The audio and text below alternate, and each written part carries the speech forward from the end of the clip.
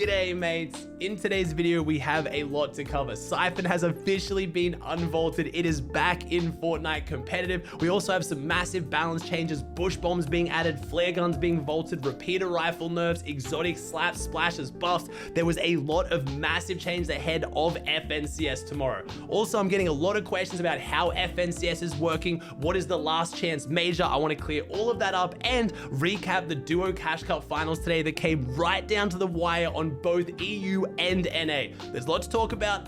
Let's just jump into it. Let's kick off with the biggest news first. Siphon has returned to Fortnite competitive. If you play a builds tournament right now and you eliminate an opponent, you will get 50 health or 50 shield. This is not clickbait, it is officially back in the game. Fortnite Status tweeted out today saying they're adding it back into tournaments. That means Duo Cash Cups, Solo Victory Cups, and FNCS. It's not been added to no builds, but I believe no builds will never really have Siphon like this. They already have Siphon over shield, so I don't think they'd give regular Siphon as well. So that basically means Siphon is back except for pubs and ranked. That answers the next question most people have been asking me. Is Siphon coming to ranked Fortnite? And the answer is, I don't think so. Currently, ranked and pubs are identical, and I don't think Epic wants it this way if they could change it. We have a whole bunch of things in ranked that I truly believe aren't meant to be in ranked if they could change. I know that sounds crazy. Epic Games created Fortnite. They created the game. So I imagine they would somehow have the ability to pick whatever they want to go in ranked versus pubs,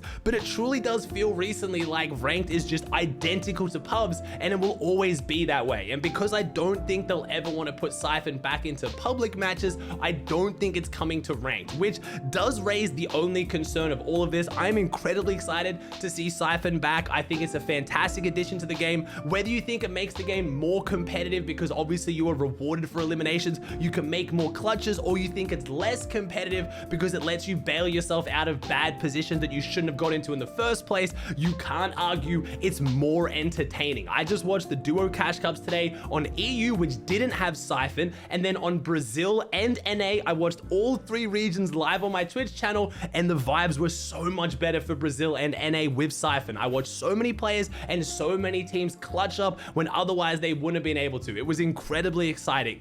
But the only negative to all of this is it means there is basically no way to practice scrims anymore. So if you guys didn't know, to play scrims right now, you have to queue custom matches on public lobbies. You can't even queue into ranked, but that wouldn't do anything anyway because ranked and pubs are identical. So if you want to practice in scrims right now for your tournaments, you're playing on pub lobbies that have vehicles, they have weapons like the Cybertron cannon that just aren't in the game, you have fire, and now you have no Siphon on top of NPCs. It's basically an entirely different game. At this point, you might as well go practice in Save the World. There is much similarity between, okay, maybe not that far, but you know what I mean. There is basically no way to do scrims anymore to practice for tournaments, and that does have people a little bit upset. Other than that, Siphon has been incredibly well received by the community and has been a massive vibe lift right before FNCS that starts tomorrow.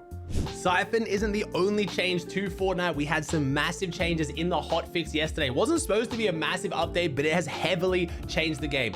First off, we have the bush bomb coming back to no builds and builds. As far as how this is affecting builds competitive specifically, it's not the best item. It's a little bit niche. It's cool in some situations. You can throw it down on top of your 1x1 of your surge base and people can't see you as easily while you tag them. Unfortunately, it's not going to be very fun for controller players because just like regular bushes, it is going to make your aim assist turn off, so you kind of lose that ability. When combined with the new augment they just added to the game where you gain mud effect whenever you're inside a bush, this is a strong combination. Obviously, mud being one of the best forms of mobility right now. Also combining that with the mud warrior augment that is kind of like the old bush warrior, you could have some kind of niche flex ways to use the bush bomb, but overall, it's going to remain more of a no build competitive weapon. At this, I would much rather have me and my duo just run triple meds or any other utility based item over the bush bombs, but they're decent, they're kind of fun, but I think they will have a big effect on no builds competitive. We did have some massive changes to the exotic slap splashes. If you guys don't know, slap splashes have been added to the game. You can carry up to 6 of them. They heal you for 15 health or 15 shield and give you a slap effect, but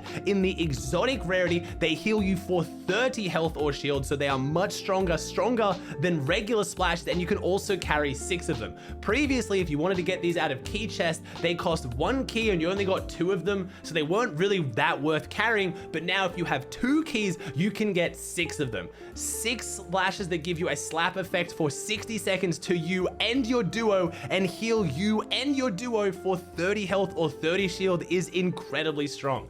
But we also had some nerfs to some existing weapons. The repeater rifle's structure damage just got a massive nerf, which honestly I think was very necessary. The repeater isn't in competitive except for in the key chest, so it's not causing as many issues in regular competitive. It is still extremely strong when you got your hands on it, but in public matches and ranked, it is extremely obnoxious to deal with when you have 4 enemies just repeatering you from across the map. It's breaking all your builds. You can use it to just instantly phase in. It is a very, very strong item, and because it is in competitive, at least in the key chest, I'm happy it got nerfed at least a little bit.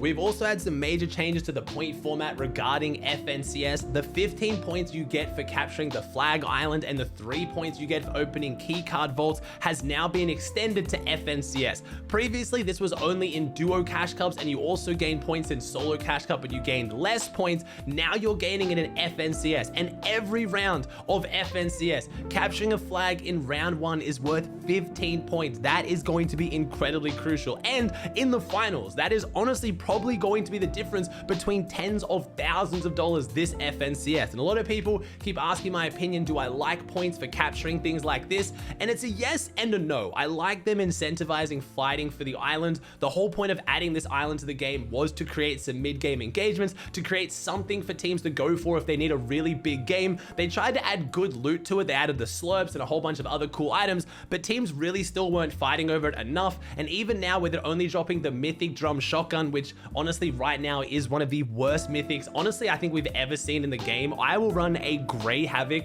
over a mythic drum shotgun unless my plan is to go for high ground because it's very good at range. It's not really worth going for the island, but 15 points really makes this worth going for. So ultimately, I am a fan of it. I know a team is going to win or lose tens of thousands of dollars off this FNCS, and some people will choose to be sad about that, but having that big impact game, that really huge pop-off game is super interesting. And with the new strategy of tanking so much zone, I'll talk about that in a little bit when I recap the Duo Cash Cup, the island is one of the best places to be. You can sit on it into like 6th zone, wait till the 5 tick starts, pad in and have the best position in zone, and it costs you nothing. It is really, really worth aggressively pushing for the flags now. The last major loot change that we're gonna see before FNCS is the flare guns being vaulted. We heard that obviously with the 4th of July update being taken out, the flare guns would no longer shoot fireworks, but a lot of people thought they'd just go back to being regular flare guns, but they have been completely vaulted from public matches and competitive.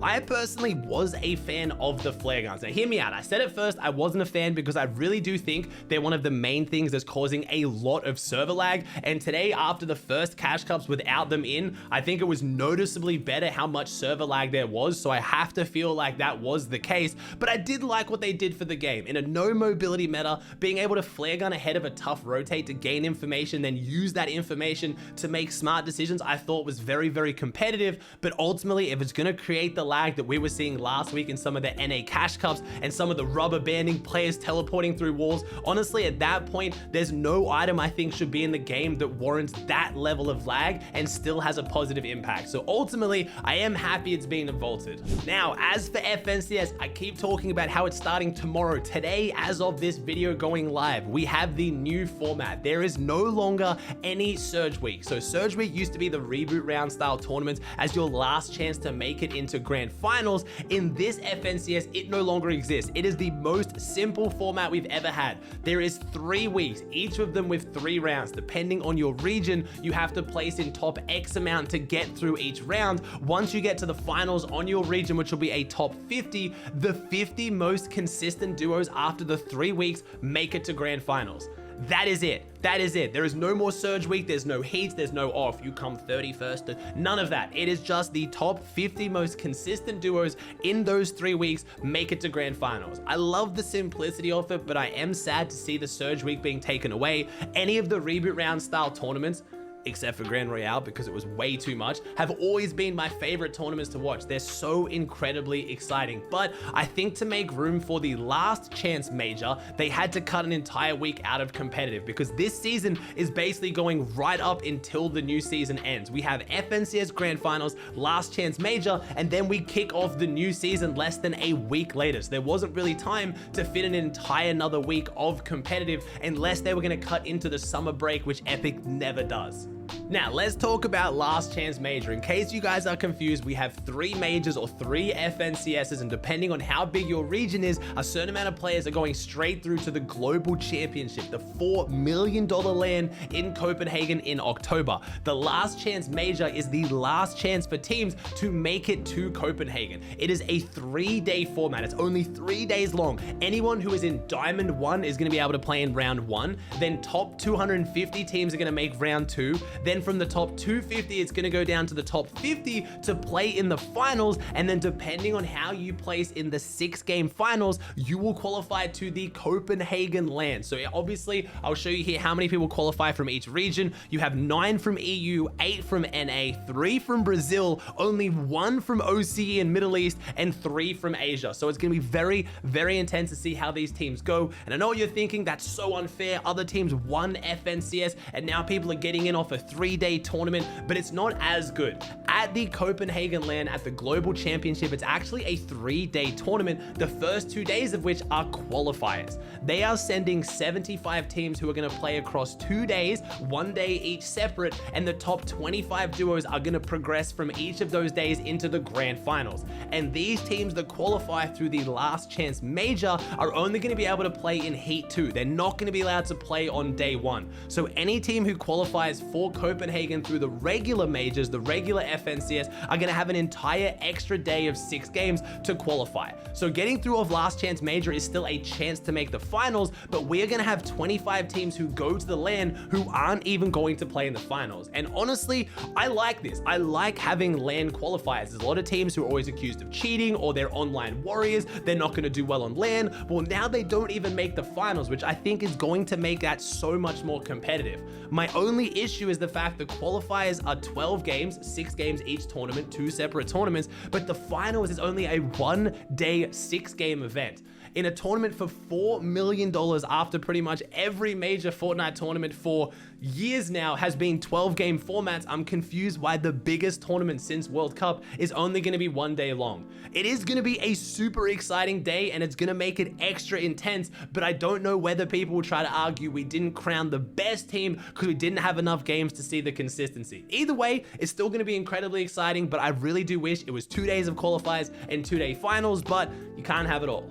If you're a competitive Fortnite fan, we obviously have a lot of content ahead of us. We now have 6 days of tournaments a week, every week for the next 4 weeks. We have Duo Cash Cup, which lasts 2 days each week, 3 days of FNCS, and then a Solo Victory Cup. I had to make sure I was counting that right. And then Solo Victory Cup, 6 days out of 7 with tournaments, only 1 day off a week. We have never had this many tournaments this spread out before. Usually we have like a Solo Victory Cup on the same day, or we have Duo Cash Cups being canceled during FNCS. Epic has kept all the tournaments running for the next month. Speaking of the Duo Cash Cup, I wanted to give a quick rundown of how they went today on EU and NA going into FNCS. On EU, we had Pixie and Della clutching it up in the very last game with a 9 elim win to just beat out Cami and Seti in second on 297. This would have made Cami and Seti the back-to-back Duo Cash Cup winners coming into FNCS, but I do have to mention Cami and Seti almost won with only 5 games. They didn't even load into one of their games, so their match history was a 3 elim 13th, 4 elim 2nd, 4 elim win, 4 elim 2nd, and 0 elim 9th. Seti and Cami have got the current meta figured out. Again, EU did play without Siphon, so we'll have to see how much that comes into effect. Queasy and Veno were missing out of this tournament. Taste and Mustache were also missing, so we were missing some big names, but it will be very interesting to see whether players like Cami and Seti can keep up the consistency with no Siphon. They are very passive players. They're very placement heavy players, they actually thrive with the removal of Siphon. I still think they'll do very well with it added back into the game, but it'll be interesting to see how that affects some of these consistent teams. We also had big showings from brand new teams like Refscard and Tripburn in 5th. It was a very, very exciting tournament to watch. Despite missing these top players, we did have a pretty star-studded lineup for the rest of the top 10. We had Gunbra's team in 3rd, Fury in 4th, Eltenzi in 6th, Gripe in 7th, Blaha in 8th, Artskill in 9th, and then Magic in 10th. As for NA, it came down again to the very last game. We had Iomzo and Rise taking out first place on 408 points. I know I keep mentioning this. The Canadian duo winning 2 matches of their 6, with a lot of people freaking out about the NA Central changes and the massive increase to ping. It's really cool to see that in the current top 2 teams, 3 of them are Canadian. I mean, Acorn's currently living in the US, so I mean, maybe that's... Iomzo and Rise, though, winning the tournament as Canadians on 408 points was super exciting. Acorn and Cold did end up coming 2nd on 389. The tournament was theirs until the very last game. They slipped. And I mean that literally, Acorn and Cold had a bit of a blunder play here. I don't know if this is a miscommunication of Acorn told him to drop and maybe not drop and then Cold drop. It's one of those situations that I'm sure was just the comms were muddled. Everyone was freaking out, but Acorn and Cold clutching up a 2nd place is a great sign for one of NA's best teams who have been having some issues. If you guys don't know, they planned on splitting up this season until they went to disband their team, and Epic would not let them disband for Global Championship, meaning they would be forced to play together or give up their spot to Global Championship without being able to qualify with another duo, which would have been extremely unfortunate. So they fixed the vibes. They said they're working with Sven, their coach, again, and after winning opens and now almost winning finals, they're looking very, very good. We had Booga and Threads coming in 3rd on 360 points, just beating out Barker and Paz on 357. I was so impressed watching the way Barker and Paz played this tournament. They were dropping on a far north split, getting half of their loot taken by another team, and still almost had a podium finish against, in my opinion, the 3 best teams on the region. They played really, really well. We had Moo and Bacon in 5th, Batman Booger in 6th, Aiden in 7th, Muzz in 8th, Peterbot in 9th, and Kinzo in 10th.